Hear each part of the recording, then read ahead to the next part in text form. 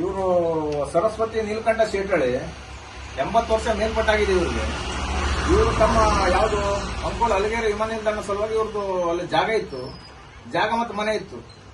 ಇವರು ಸರ್ವೆ ಮಾಡಿದಾಗ ಇವ್ರ ಮನೆನೇ ನಾಪತ್ತೆ ಮಾಡಿದ್ದಾರೆ. ಮನೆ ಇದೆ, ಎಲ್ಲ ಇದೆ. ಬಟ್ ಇವ್ರಿಗೆ ಅಲ್ಲಿಂದ ಒಂದು ಆ ಸವಲತ್ತು ಇವರು ಅಲ್ಲಿ ವಂಚಿತರಾಗಿದ್ದಾರೆ. ಎಲ್ಲರಿಗೂ ಪರಿಹಾರ ಸಿಗ್ತಿದೆ, ಬಟ್ ಇವರು ಏನೂ ಇಲ್ಲ, ಮನೇನಿಲ್ಲ ಅಂತ ಮಾಡಿದ್ದಾರೆ. ಇವರು ದುಂಟ ಎಸಿ ಕಚೇರಿ ಕಳೆದ 4 ವರ್ಷ ಅಲ್ದಾಡ್ತಾ ಇದ್ದಾರೆ. ನ್ಯಾಯ ಇಲ್ಲ ಇವ್ರಿಗೆ. ಮೊದಲು ನಿಮ್ಮ ಅಜಿತ್ರಾಳ್ ಒಬ್ಬರು ಎಸಿ ಇದ್ರು, ನಂತರ ರಾಘವೇಂದ್ರ ಜಗವಾಸ್ಕರ್, ಈಗ ಎಸಿ ಇವರು ಕಲ್ಯಾಣ ಕಾಂಬ್ಳಿ ಅವರು. ಈಗ 4 ವರ್ಷ ಆಯ್ತು ಇವರು ಹೀಗೆ ಬರೋದು ಹೋಗೋದು ಮಾಡ್ತಿದ್ದಾರೆ. ಪಾಪ ಬಹಳ ಅನ್ಯಾಯ ಆಗಿದೆ. 2020, 21, 22, 24 ಇವರು ಒಬ್ಬ ಹಿರಿಯ ನಾಗರಿಕರು. ಇವತ್ತ ನಮ್ಮ ಸುಪ್ರೀಂ ಕೋರ್ಟ್ ಏನ್ ಹೇಳ್ತಾ ಕೇಳಿದ್ರೆ 2007ರ ಕಾಯ್ದೆ, ಹಿರಿಯ ರಕ್ಷಣಾ ಕಾಯ್ದೆಲ್ಲ ಬರ್ತಾವ್ರ, ಆಸ್ತಿ ರಕ್ಷಣೆ, ಆಸ್ತಿ ಪತ್ರ ರಕ್ಷಣೆ ಇದೆ. ಇದು ಇಮಿಡಿಯೇಟ್ಲಿ ಇತ್ಯರ್ಥ ಮಾಡ್ಬೇಕಲ್ಲ ಇದೆ ಈ ಕಾಯ್ದೆಯಲ್ಲಿ. ಬಟ್ ಇವ್ರಿಗೆ ಇಲ್ಲಿ ನ್ಯಾಯ ಸಿಗ್ತಾ ಇಲ್ಲ.